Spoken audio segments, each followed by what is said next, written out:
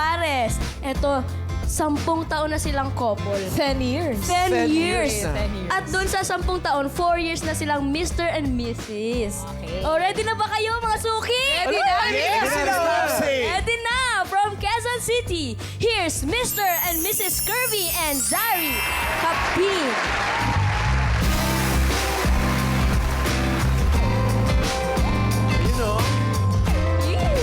Hello, Mr. and Mrs. Kapin. Hello po. Welcome sa Magkapares Overload ni Miss Topsy. Hi!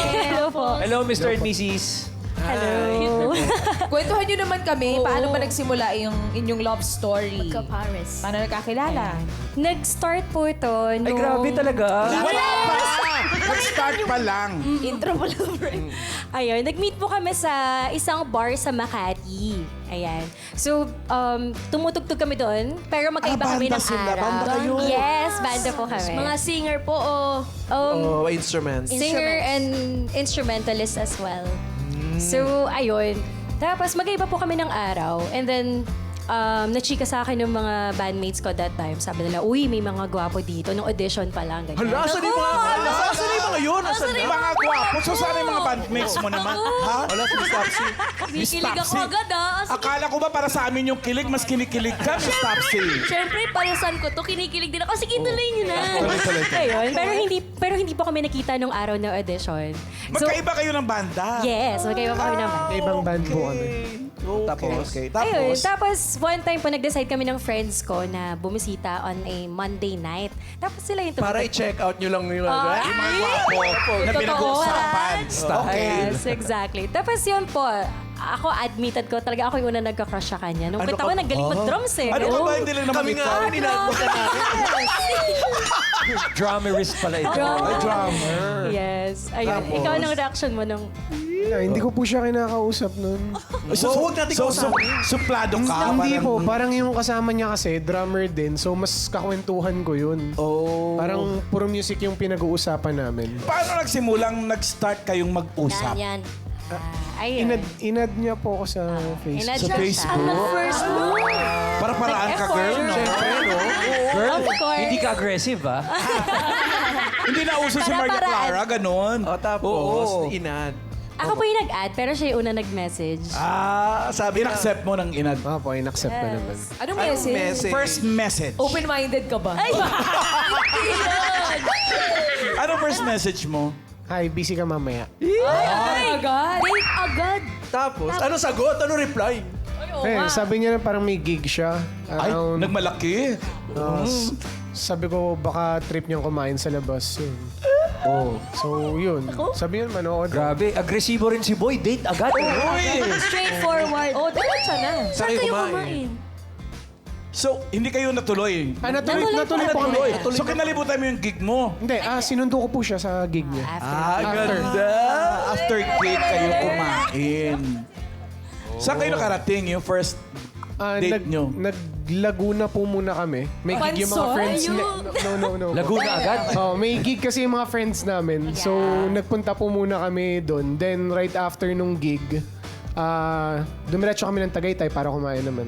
Pero ano po, jumam kami doon sa gig na yun. So first time namin na nagkasama on stage, which was very memorable. Na hindi kayo bandmates, ha? Yeah. Hindi po, Kumusta jump naman lang yung talaga lang? Kumusta yung first time yung pagsasama sa stage? Masaya po. Masaya. Masaya. Importante ba yun na pareho kayong bandista tapos nag-enjoy kayo mag-jam? Actually, medyo malaking factor po siya na parang jive kayo sa ginagawa nyo. Parehas kayo ng ginagawa sa buhay ng trabaho. May tanong lang ako. Right. Since ikaw ang unang nag-message sa kanya, may ano ka na ba? May crush ka na ba sa kanya noon? I mean, naramdaman ka something para mag-message ka, di ba? Opo, nakukyutan ako sa kanya. Ang cute mo, girl. Magkaiba pa sila nun. Ilang taon lang kayo nun? 20, ako po 20 years old. Ikaw? 21. 21. 21. 21. 10 years. Ang babagets pa nila noon. Tapos ikaw naman, girl, nung niyaya ka, na, syempre, ikaw nga tong unang Oo. nagpa-cute, di ba? Nung niyaya ka niya mag-date, Kinilig, syempre. Kilig po talaga. Tapos may paandar pa po siya nun. Parang sabi niya sa akin, sorry wala akong kotse. May pa ganun-ganun pa siya. Ako, hindi, okay lang. Sanay ako mag-commute eh. Ganun. Tapos bilang may dumating na sasakyan, no? Pa-cute pa siya. Ay, tari, meron pala. May ganun. Bata, ganun. Ayan. Pero na-enjoy po talaga namin yung first date na yun. Miss Papsi, na balitaan namin, twice daw silang kinasal. Twice. Ha? Bakit? Bakit? Isang garden wedding, then isang church wedding. Garden wedding po kasi yung plan talaga namin. So, nasunod naman yun. Kaya lang request po ng parents niya na mag-church wedding din kami. Opo. Since Catholic po kami. Since Catholic sila. Yun. Parang respect on both sides. Pwede. Speaking of Ganda. respect, bilang pares kayong mga artists, hindi ba nagka-clash yung creativity nyo, yung mga gano'n? Madalas. Nagka-clash po. Ay, yung mga banda nyo separate, are they still on? Or nag-disband na yung kanya-kanya Magkasama na po kami sa Kami po band. magkasama na kami. Ayan. So iniwanan yung mga dati yung bandmates. Gumawa kayo Pero- ng sarili nyo. Yeah. Pero meron din po akong sarili kong band ngayon bukod sa band namin. Pero hindi po akong hiwalay na gig. Aside sa kaming dalawa. Meron. Galing. Support lang. Ayun. May... Sige, Miss Tapsi. Hindi, Ma'am Al, kayo. Hindi, ikaw. Hindi kayo na, Ma'am Al. Ako na lang, kaya. Mas nauna ka na. Kasi sa relasyon nila, di ba, bandmates sila, Oh. tapos magjowa sila noon. Oh. Paano pag may tampuhan kayo? Or selusan. Oo, selosan. Walang usap sa stage. Walang usap. Professional. Oo, lang. pero hindi po kami nagpapansinan masyado sa stage kasi... Love song pero hindi busit. nagpapansin. Oo, nasa isa. Wala talaga. Nagjujuwet sila, walang tinginan. Kasi di ba dapat, tama ba yun, sa performers, di ba drummer and singer yung kailangan... Oo, Tama ba kasi yung siya magka-align? nagdi-dictate ng rhythm. Oo. So, pag Importante may siya. issue, Medyo padabog po yung apa ko sa Oo, bass. medyo malakas yung pagkakagano. Ako medyo Joke lang po. pasigaw yung ano ko. Pasigaw lang. Tapos wala sa tempo yung palo ng cymbals. Boom! Ano yun? Mamahalan, ito na. Pero 4 years married na kayo ngayon. Opo. Yes. May anak na kayo. Meron po. Mayroon po kaming 10-month-old daughter. Oh! Siya Kezai. Ano name? Yeah, hi! Batiin nyo. Hi, Kazi. Hi, Cassie! Kasi... Baka meron kayong gustong sabihin sa isa't isa, 4 years into marriage. Sana wag kang magbago ka na sana. Ano to? Sana wag kang magbago ka na sana. Ano yun? Kaya sana wag mo baguhin yung mga magagandang traits mo. And pagkabagong gising ka siya na wag masyadong mainit yung ulo mo. Real talk lang. Oh, real talk. Baka puyat lang kasi nga may baby kayo. Di ba? Napupuyat. Ano? May yaya na daw. May yaya naman pala. Hindi ka naman pala napupuyat. Di ba may work, may day job. Day job. Everything. Ay, message. Thank you sa lahat ng sacrifices mo para sa amin. And thank you sa pag-intindi. And sana rin masyadong mainit ulo sa umaga. Na-joke. Joke lang. Ayun. And lagi lang tayo mag-intindihan. And I love you. ay, nako, kwentuhan na lang tayo. Oo, lika kwentuhan. Hindi. Siyempre may talent eh. Kasi kailangan the real and real, di ba? Yung chemistry on stage, kailangan namin makita. So, guys, pwesto na kayo, Mr. and Mrs. Pwesto na? O basta, mga suki, Dabarkads, ang tatandaan, ang music, laging may harmony. Tingnan naman natin ang harmony ng ating magkapares na musician. Eto na, sila Mr. and Mrs. Kirby and Zari Kapin.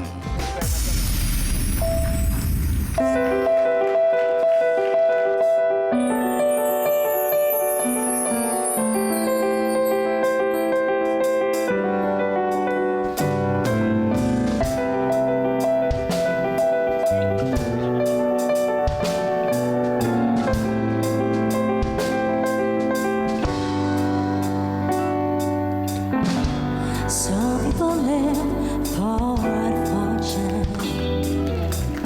Some people live just for the fame.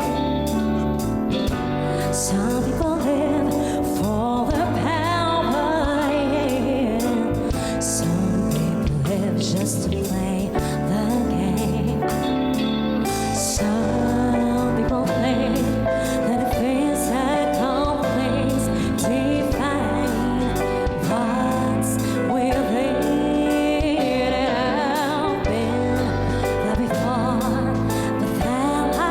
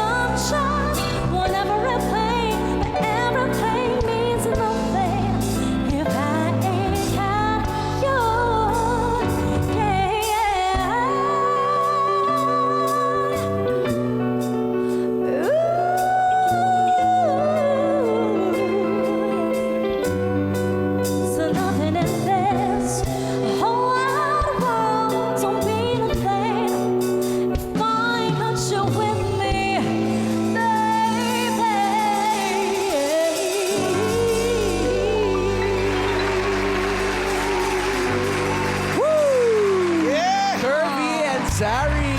Thank you very much, Mr. and Mrs. Thank you! Uy, Miss Topsy, ganda yung bago mong Galing negosyo. nila, sabi ko Oo sa nga. inyo eh. Magkapares din talaga sila sa stage. Compatible. Compatible. Pero may isa pa, mga Ay, meron suki, pa. mga friends. May isa pang magkapares na mag-share din ng kanilang love story. Ito naman, nagkakilala naman sila 15 years ago. Ang tagal na nito. Galing sila sa Cavite. Kaya tawagin na natin sina JR Docto and Jodeline Andoque. Ay, Yun! Ay! Oh! Halika kayo rito, guys. Cute, di ba? Pwesto na kayo. JR at si Jodeline. Hi! Ang cute naman itong Basta. magkapares. Cute yun naman! Ay, yung bihis nyo, ganito talaga in real life or pag-performance lang? Pang-performance lang. Sa bahay din daw nila, Rai. Ganyan din daw. Ay, sila naman 15 years ang nagkakilala. Saan kayo nagkakilala? Kwento nyo naman sa amin kung paano nagsimula ang inyong love story. Bali po, magkasama po kami sa event 15 years ago. Anong event ito? Dance event po. Oh, pareho Corporate kayong show. dancer. Oo, Dance yes it po. is. And then, after 10 years, nakita kami ulit. Doon nag-start parang may yung... gap. Oh. Pero nagkakilala kayo nung first meeting nyo. Yes po, magkakilala na kami. Nagkapit kayo ng number, Facebook, gano'n. Yung 10 years ago, may spark na ba nun? Feeling medyo ko, meron na. yes. Oh, lulay, ba't nagantay pa kayo ng ano? Abot na 10 years. Feeling ko crush na niya ako nun eh. Tapos, paano ulit Reconnect. Tapos as in after nun, after 10 years hindi kami nagkita, walang communication. Then, inad niya ako sa Facebook. Ako, yung Siya Facebook din. na yan. Hindi ko talaga Babae rin matandaan yung unang kung ako mag- talaga yung Kaya- babae. Out of the blue yon, bigla na lang inat. Yes, opo. Kilala mo pa siya. Oo, kilala ko pa. Kilala. Hindi, kasi actually, kaka-break lang kasi Ay. ng ex ko. Nagkaka-break lang namin 7 years kami. Then, syempre, parang heartbroken. Ayun, may common friends kasi kami. Teka, ito ba yung ex mo na pinablock tong si JR? Yan ba yun? Ay, Ano ba yun? Dalawang story. Oo, kamalan. Kasi pinablock daw nung ex. Patay. Tama, siya nga ba? Siya nga ba? Opo. Alam mo na. Bakit? Ba't pinablock? selos. Selos po. Nagsiselos. Kasi magkagrupo po kasi kami dun sa event na yon. So, parang selos po talaga yun. Same dance group kayo? Or dun lang sa event na inattendan Doon lang niyo? po sa event na yon. Okay. Nagkasama po So may kami. history na yung ex mo may nagsiselo sa kanya kay JR? Yes po. After nun, 10 years, nag-add siya sa Facebook. Anong ginawa naman next? Dahil friend na kami. Bita ko siya para makaganti. Pero, nung inad niya ako, inaano ko na siya, tinitingnan ko na yung story niya. Ayun. Nagre-react na siya sa mga stories ko. Iyon, pumupuso na ako dun sa mga story niya. Wow, Medyo pa-cute na yun. Yun na yun, ang simula. paramdam na ng konti. So, ayun na nga. Tapos, bigla na lang kami nagkita. Ayun Sino na. nagyayang magkita? Teka, bigla o bigla? Bigla. Sandali, sino Ano natin ang mga terminology? Hindi ko na matandaan. parang parehas lang. Sino Nag-usap yung kami, nagkita kami sa labas. Tapos yun, kain. Gumimik yan. Gumimik. yung isang friends namin. Yep. Tapos doon na nagsimula yung spark talagang totoo. Yes po. Tapos Yes po. nagsunod-sunod na yung meet namin hanggang nung pandemic. Yun. Doon kami na lockdown. Na-lockdown kami sa isa't isa.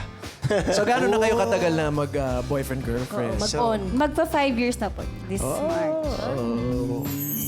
5 years na. O, ano naman ang message nyo sa isa't isa? Girl, Sa ikaw ex. muna. Ako, Jodeline. Ibab. Ano? Ibab. Baliktad yung siya ng baby. babe. Ibab. Ibab. Ibab yung tawagan namin. Iba? Ibab, kahit lagi tayong nag-aaway. alam mo naman na love kita. Basta, ako support lang ako lagi sa'yo, especially sa career mo ngayon. Ayan, go lang. Love you. Go, go. Thank you, thank you. Sasagutin mo Si yan, Bob syempre. Ibab naman. Ayan. JR. Thank you kasi lagi niya akong inaasikaso sa lahat, sa bahay, sa show, sa mga events ko, sa mga projects. lagi niya akong sinusuportahan. Kaya thank you. Love you. Kunyari mahal. So, ano to? Anong talent Message nila? na lang. O, syempre, kailangan compatible pwede. sila sa stage. Correct. Oh. Tignan na pwesto natin na. yan. Pwesto Pwesto na, na kayo? JR and Jodeline. Tingnan na. Rodaline. Ayan, Pwesto ito. na para makapwesto Ano na. sasabihin mo na ni Miss Hindi. Topsy? Kasi kanina, di ba, music may harmony. Yes. Eh dito naman, it takes two to tango. Tango? pero paano kina JR at Jodeline, two become one sila sa kanilang hip-hop moves. Magaling to talaga. Magkapare sila. Panoorin na natin sina JR Docto and Jodeline Andoque. Now I had the time of my life. No, I never felt like this before. Yes, I swear it's a truth, and I owe it all to you. 'Cause I had the time of my life, and I owe it all to you.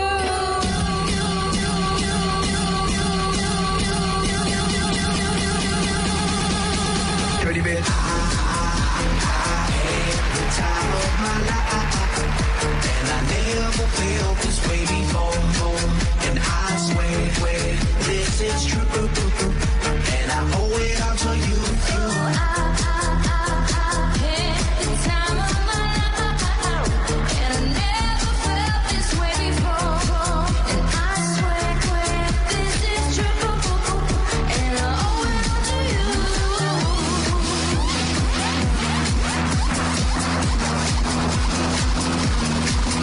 Dirty bitch.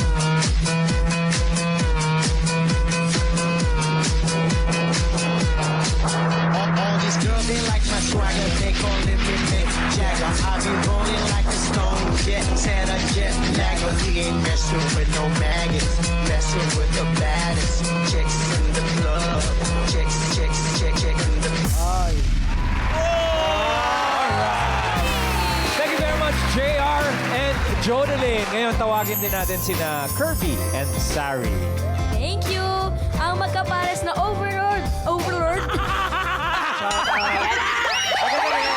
Pasensya na, bago yung negosyo ni Miss Topsy. Ayan na. Bata pa talaga to si Miss Topsy, natututo pa lang magsalita eh. Sabihin nyo nga po, mama. Mama. Ang galing. Hindi, kasi yung magkapares na overload ang ipinakitang galing dito. Mag-uuwi sila ng 20,000 pesos. At syempre, may consolation prize naman na 10,000 pesos. Yung isang pares. Yeah, alamin na natin ang kapares na mananalo for today. Pao? Ayan na! Ayan na. Pares 1 or 2? Magkapares Overload winner for today is Magkapares number 2. JR Docto and Jodeline Andoque.